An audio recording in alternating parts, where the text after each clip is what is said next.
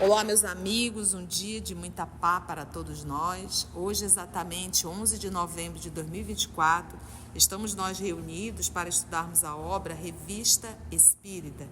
Esse trabalho é conduzido pelas nossas irmãs Aramita e Carla, já envolvendo a nossa irmã Mita para fazer a nossa prece de gratidão e logo depois vamos iniciar a nossa leitura e estudo. Graça te damos, Senhor da vida, pela oportunidade do encontro, do estudo e do trabalho. Ajuda-nos para que nós possamos aprender as lições que aqui são exaradas nesta grande obra, compilada, escrita, pensada por Allan Kardec, que hoje a gente tem compilada num livro só, mas ele mês a mês se dispôs a fazer essa obra de 1858 até 1869. Então ajuda-nos para que possamos valorizá-la, compreendê-la, colocar essas lições e esses aprendizados que são histórias, que são fatos verídicos, para que nós possamos colocá-las no nosso dia a dia, em prática, usá-las e desenvolvê-las. Ajuda-nos a ficarmos principalmente contigo, que espera por nós desde sempre, que assim seja. Assim seja. Hoje nós estamos em fevereiro de 1861, vamos iniciar o artigo Comentários sobre o ditado publicado sob o título de O Despertar do Espírito. Numa comunicação que o Espírito Georges ditou à senhora Costel, publicada na revista de 1860, sob o título de O Despertar do Espírito, foi dito que não há relações amistosas entre os espíritos errantes, que aqueles mesmos que se amaram não trocam sinais de reconhecimento. Esse texto da mensagem, que foi na Revista Espírita de outubro de 1860, causou o maior bafafá. Foi carta, foi gente respondendo, mas o George não era um espírito superior, que bobagem é essa que ele diz, como é que não se encontram? Então eu vou dizer que na revista de setembro de 1860, São Luís, então a gente não pode nem falar mal. São Luís, ele fala sobre o espírito de George. Ele foi um espírito justo na terra. Toda a sua grandeza consiste na bondade, na caridade e na fé em Deus que professava. Assim, hoje encontra-se colocado entre os espíritos superiores. Quando vivo, ele era pintor e professor de desenho da pessoa que lhe serve de médium. Ou seja, ele era professor da senhora Costel. Então, ele é um espírito superior, sim, São Luís que falou. E agora ele vai se explicar, porque deu muita coisa naquela da revista. Até porque os espíritos já tinham falado que há, sim, relações amistosas entre os espíritos, que os amores continuam se revendo, e como que o Jorge falou o contrário, né? Em várias pessoas, essa teoria causou uma impressão muito penosa, sobretudo porque os leitores da revista consideram aquele espírito elevado, havendo admirado a maioria de suas comunicações.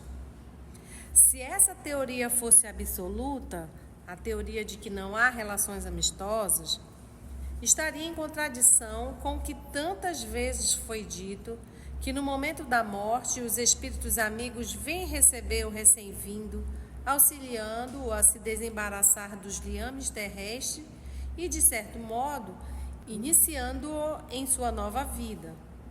Por outro lado, se os espíritos inferiores não se comunicassem com os mais adiantados, não poderiam progredir.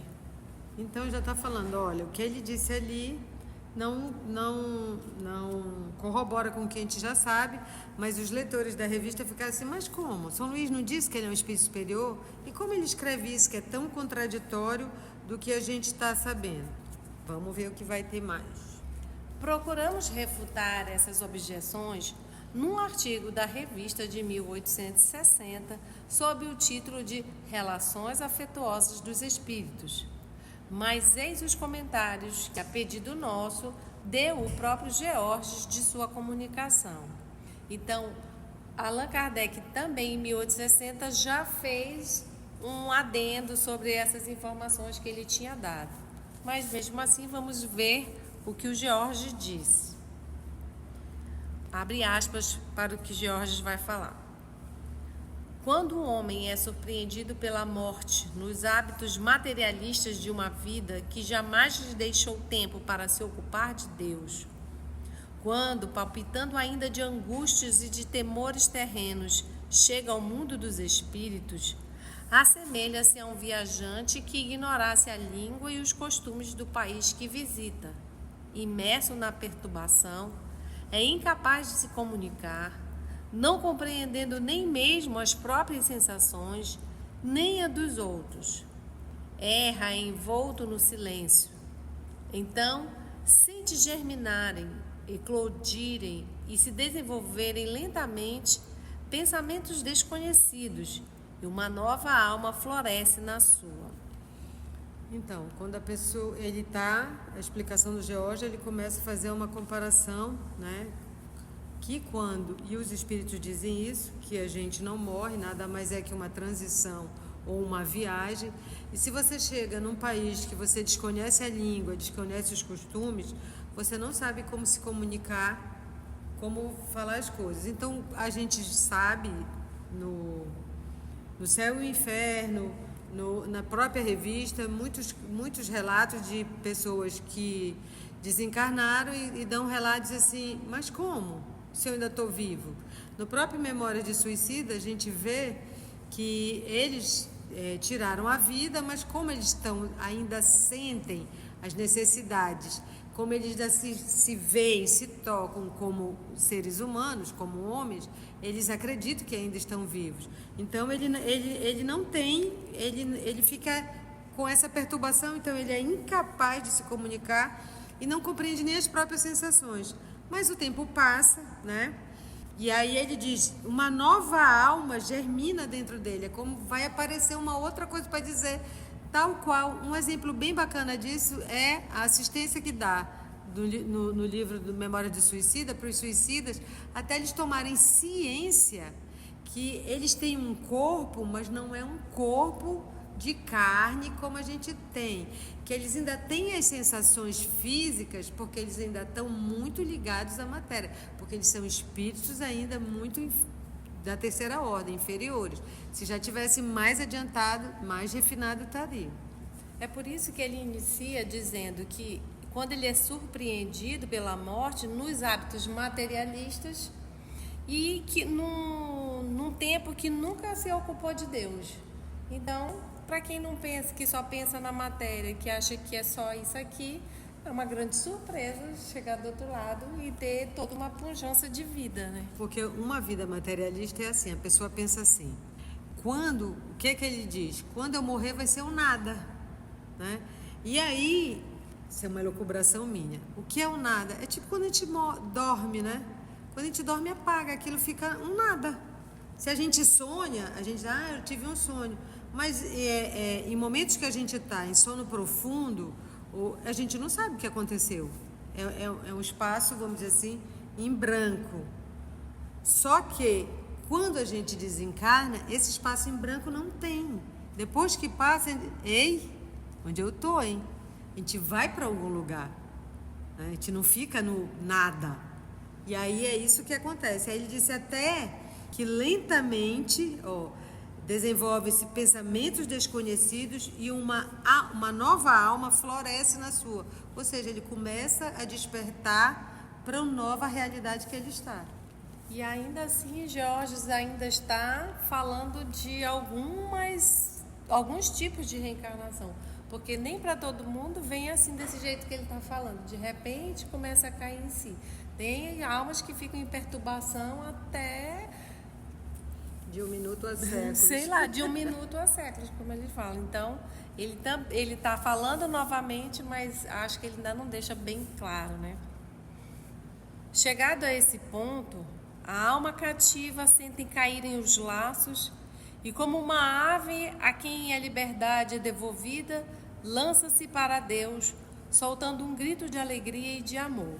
Então a gente vê que nem todas as almas se lançam para Deus, algumas são tomadas pela culpa, e aí ele está falando novamente, é um tipo de desencarnação.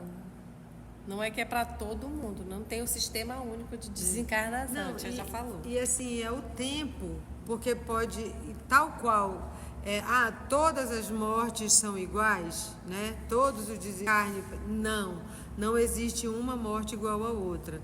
E o tempo de perturbação também não é igual ao outro. Pode levar de um rápido momento até séculos.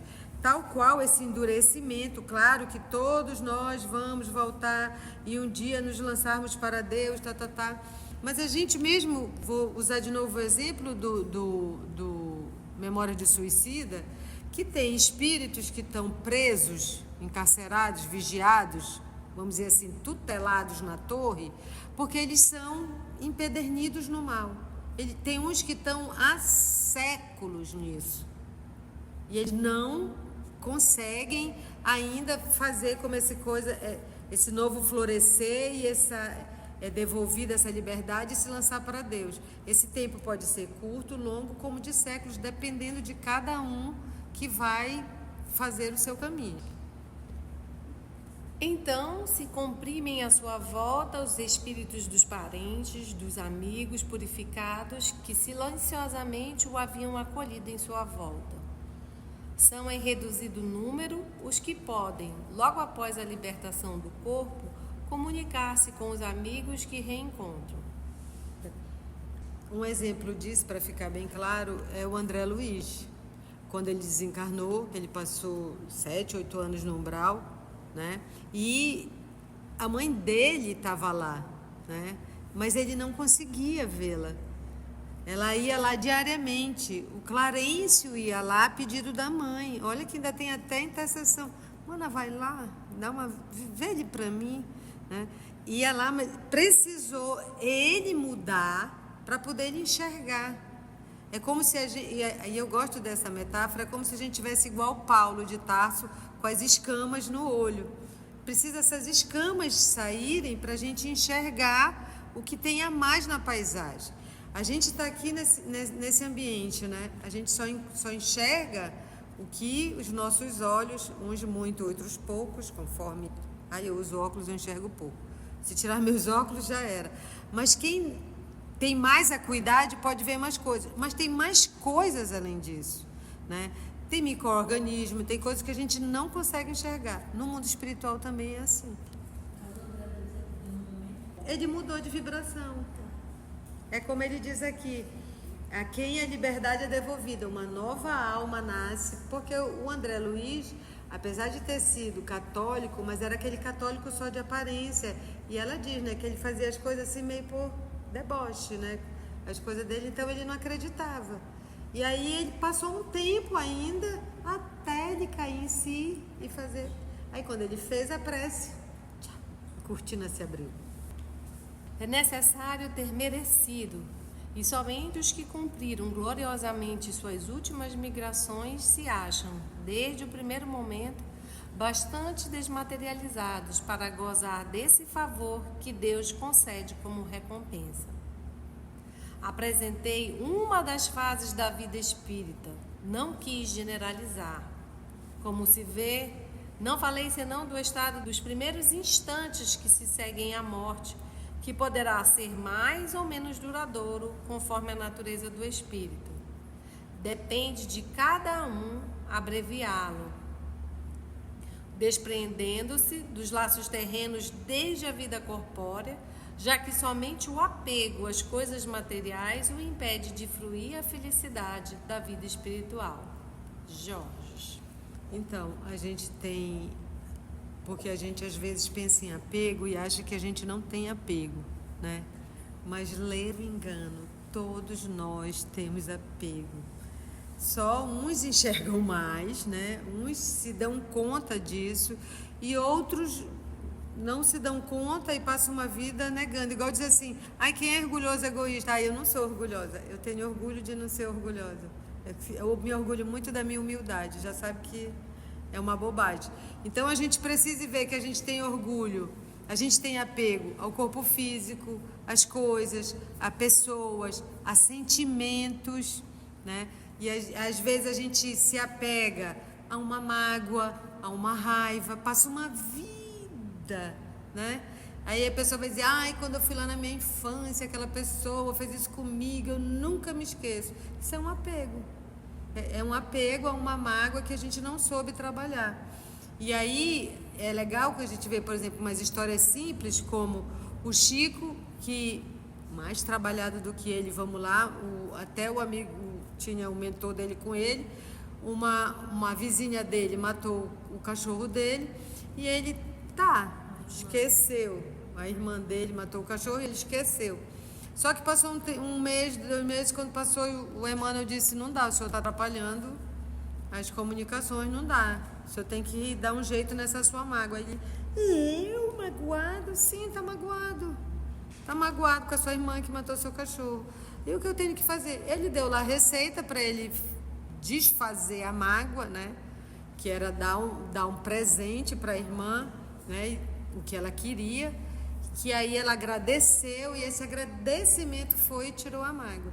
Então, para ver como é difícil, e a gente vai carregando, né, se apegando a mágoas, a malquerenças, a inveja, a ciúme. Isso é um trabalho que, como ele diz aqui, a gente tem que fazer desde a vida na matéria.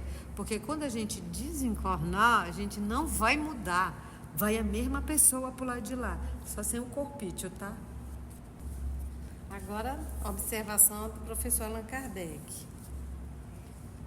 Nada é mais moral que essa doutrina, pois nos mostra que nenhum dos gozos prometidos à vida futura é obtido sem mérito, que a própria felicidade de rever os seres que nos são caros e com eles conversar pode ser adiada. Numa palavra, que a situação na vida espírita, como em tudo, será o que fizermos pela nossa conduta na vida corpórea. Então, se você quer ser bem recebido, se você quer ficar no menor estado de perturbação, comece já. Próximo item, os 3 tipos. O que são os 3 tipos, dona Nilda? Os 3 tipos é a continuação do artigo na Revista Espírita de janeiro de 1860, deste mesmo ano, 1861. E os 3 tipos são os 3 tipos universais que a literatura nos dá, né? E ele dá os 3 tipos são Hamlet, Tartuffe e o Dom Juan, tá? Vamos relembrar, isso é só um flashback dos 3 tipos, tá? O Hamlet, ele representa a dúvida e a hesitação perante a ação. Ser ou não ser, as questões, me vingo ou não me vingo, caso ou não me caso. O Hamlet é a dúvida e a hesitação perante a ação, tá? Vou ou não vou, ai, aqui na Dinamarca, tá. Então, é uma tragédia de Hamlet, príncipe da Dinamarca, é uma peça de William Shakespeare. Hamlet representa a dúvida e hesitação perante a ação.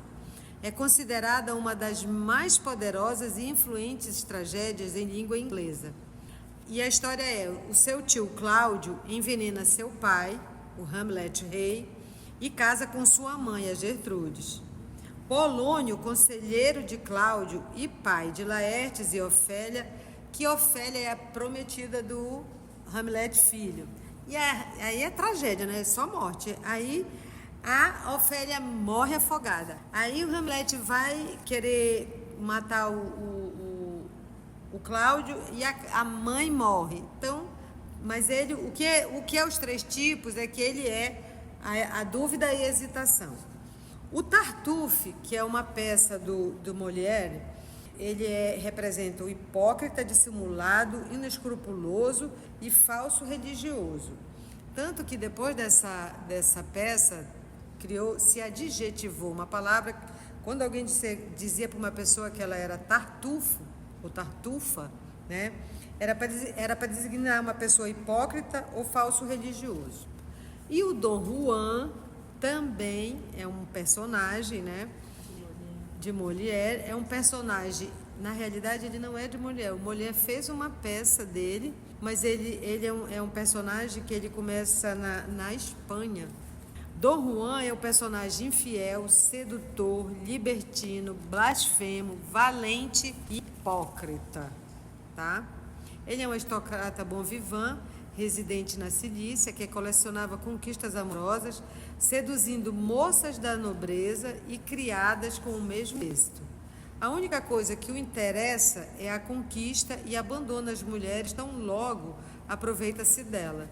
Suas conquistas despertam inimizades que o obrigam a bater-se em duelos, aos quais também não se furta. Então são esses os três, né? O que hesita, o que é o hipócrita inescrupuloso e o outro que é sedutor e abandona as mulheres. Nota: nos 3 ditados seguintes, o espírito desenvolve cada um dos 3 tipos esboçados no primeiro artigo lá de janeiro. Vide o número de janeiro de 1861.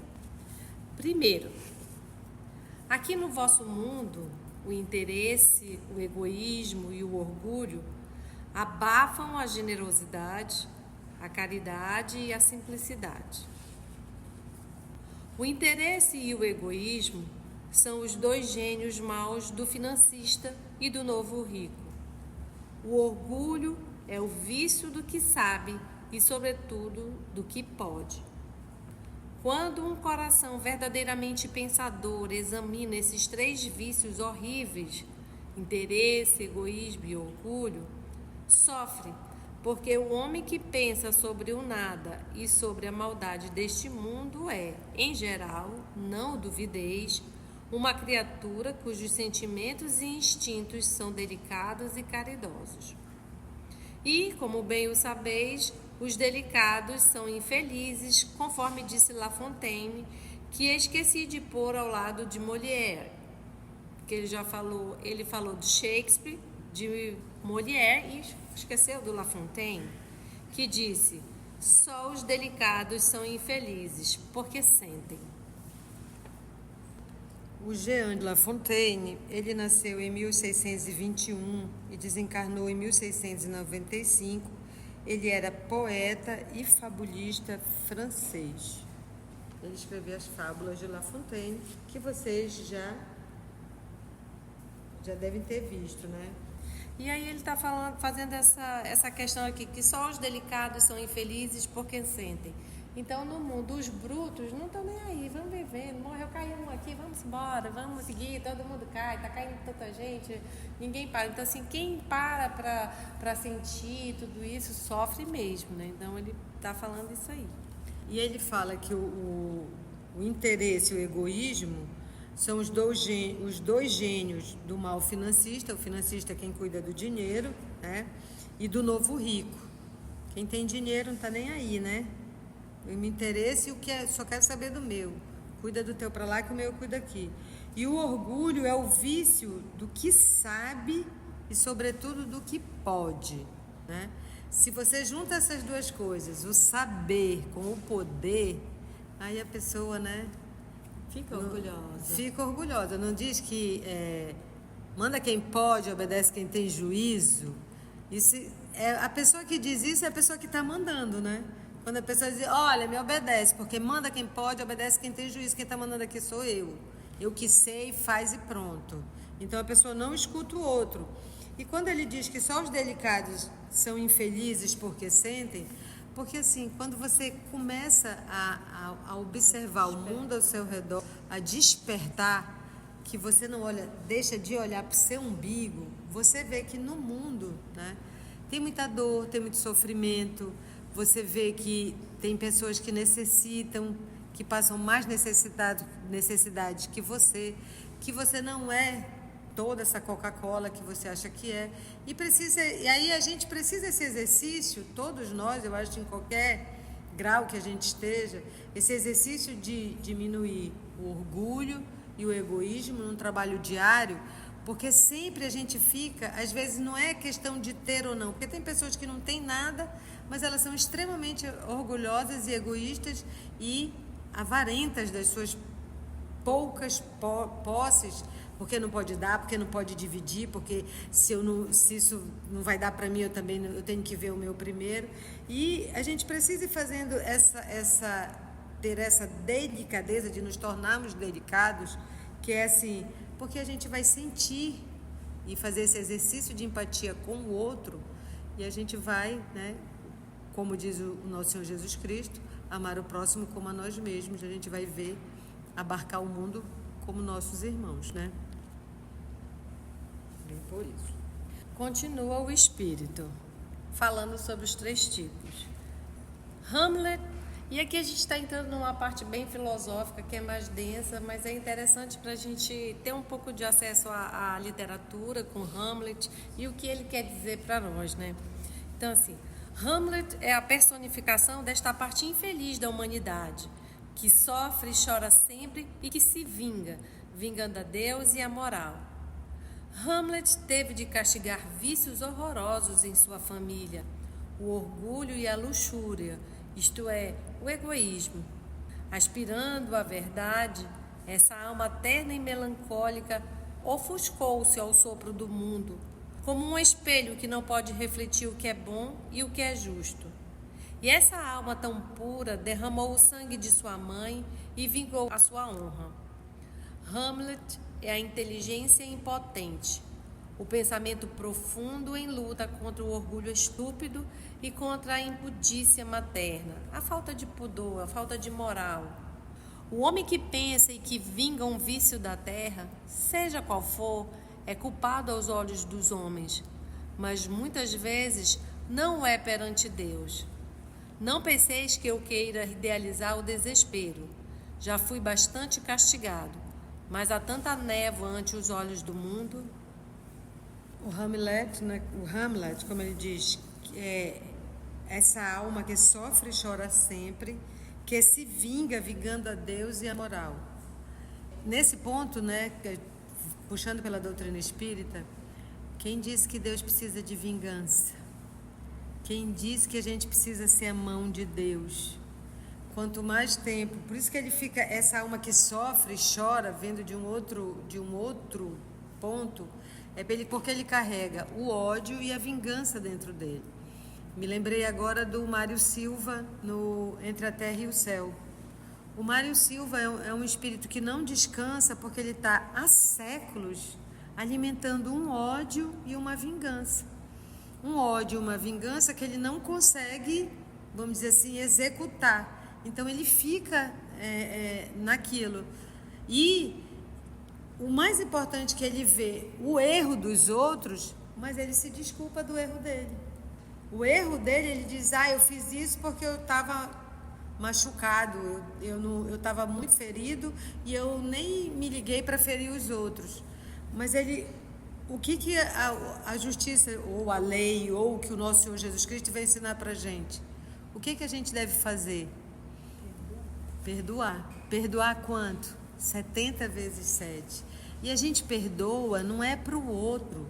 A gente não perdoa para o outro. A gente perdoa para tirar essa carga da gente. A gente perdoa para tirar, vamos dizer, essa mancha, essa brasa que vem no coração de quem odeia, de quem procura vingança.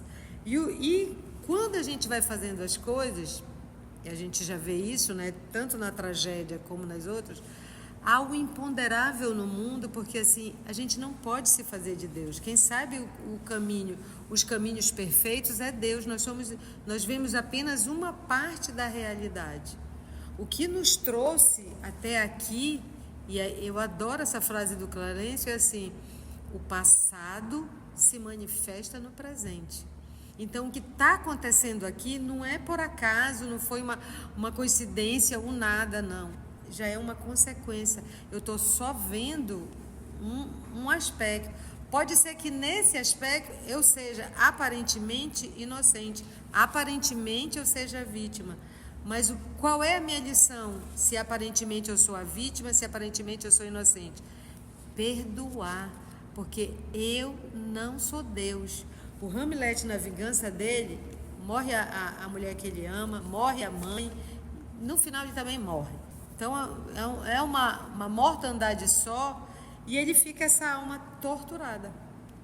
Não, mas eu acho interessante que, já que a gente está filosofando, né, e cabe aqui as nossas apreciações, acho interessante que ele fala que essa alma terna e melancólica ofuscou o seu sopro do mundo, como um espelho que não pode refletir o que é bom e o que é justo. E muitas vezes a gente também sente essa parte mais generosa nossa, ou mais, vamos dizer assim, como ela diz aqui, mais terna. E muitas vezes a gente não vou fazer isso não. Se eu fizer, vão se acostumar, eu vou sair de besta. Então, assim, esse sopro do mundo também nos ofusca. Um pouquinho que a gente queira melhorar, não vamos sair. Não posso perdoar, eu tenho que me vingar, né? Não, ou então assim, não vou deixar passar barato, porque o que vão dizer de mim, né? Se eu abrir uma vez, aí vai se acostumar. Então, assim, muitas vezes esse sopro do mundo é forte para nós. A gente, tal qual o Hamlet, não sabe seguir, perdoar, seguir e viver a vida. Não, a gente fica preso em artimanhas que a vida vai traçando e a gente, mesmo não querendo, a gente se engata, porque é preciso se vingar, é preciso agir de uma maneira que se espera, que é a maneira do mundo, né? Então, eu acho interessante essa visão, né? E ele não pôde refletir o que é bom e o justo. Porque ele estava envolto nessas tramas que foram armadas para ele. Nota: instado a dar a sua apreciação sobre La Fontaine, do qual acabara de falar, acrescentou o espírito. Só um adendo do La Fontaine. O La Fontaine escreveu 240 fábulas em 12 livros. E a gente lembra, olha, A Raposa e as Uvas é dele. Ela diz, não, tão verde. A Cigarra e a Formiga também são fábula de La Fontaine. E aí o espírito fala: La Fontaine não é mais conhecido que Corneille e Racine. Tem nota sobre esses dois. Pierre Corneille nasceu em 1606 e desencarnou em 1684. Dramaturgo francês durante o século XVII, foi um dos 3 maiores produtores de dramas na França, ao lado de Molière e Racine. O Jean-Baptiste Racine nasceu em 1639 e desencarnou em 1699. Foi um poeta trágico, dramaturgo, matemático e historiador francês. É considerado, juntamente com Pierre Corneille, um dos maiores dramaturgos clássicos da França. Então, ele não é mais conhecido que esses dois. Conheceis apenas os vossos literatos, ao passo que os alemães conhecem tanto Shakespeare quanto Goethe. Johann Wolfgang von Goethe nasceu em 1749 e desencarnou em 1832, escritor alemão e pensador que também fez excursões no campo da ciência. Para voltar ao meu assunto, La Fontaine é o francês por excelência, ocultando sua originalidade e sua sensibilidade sob o nome de Esopo e de pensador alegre. O Esopo é um fabulista grego, nascido na Trácia, região da Ásia Menor, no século IV a.C. Foi o primeiro que compilou as fábulas de Esopo, né, que dava a animais características humanas. Foi o primeiro que fez isso, foi o Esopo. O La Fontaine seguiu, e ele está dizendo que ele, sob o nome de Esopo, também era ele. Mas tende certeza, La Fontaine era um delicado, como vos dizia há pouco. Vendo que não era compreendido, afetou essa simplicidade que dizeis falsa. Nos vossos dias teria sido arrolado no regimento dos falsos modestos. A verdadeira inteligência não é falsa, mas muitas vezes temos de uivar com os lobos. E foi isso que perdeu La Fontaine na opinião de muita gente. Não vos falo de seu gênio, este é igual, se não superior, ao de Molière. E aqui ele fez um comentário bastante particular sobre o que ele acha de La Fontaine, né? Uma opinião do próprio Gerard de Nerval, que está falando aqui de uma característica de La Fontaine. Fofoca do mundo espiritual, isso. Não diz muita coisa, mas ele se misturou com o povo e... Ele não diz muita coisa, mas deu uma pincelada lá. Mas diz, olha, mas ele é inteligente, viu? O gênio dele, não estou nada a discutir. A inteligência dele não é falsa, ele era falso quando ele estava com os outros. E assim finalizamos esse primeiro tipo, né? O tipo interesseiro, egoísta e orgulhoso. Se você chegou até aqui o final, deixa seu comentário. É muito importante a gente poder ler o teu comentário. Não esqueça de curtir para que possa divulgar a página. Dá o seu like, né? E, se possível, faça a sua inscrição no nosso canal e toca o sininho. Porque quando você toca o sininho, o YouTube avisa para você quando o EOS publicar um novo estudo. Então, receba um grande abraço da família EOS Manaus. Agradecendo ao nosso Senhor Jesus a oportunidade de termos essa obra, de falarmos de coisas que nos engrandecem o espírito, de nos instruirmos e, acima de tudo, de estarmos aqui na presença dele e dos amigos espirituais. E até o nosso próximo estudo, se Deus assim permitir. Que assim seja. EOS Manaus. Estudando para servir ao Cristo. Visite nosso site em www.eosmanaus.org. No YouTube, procure o canal EOS Manaus.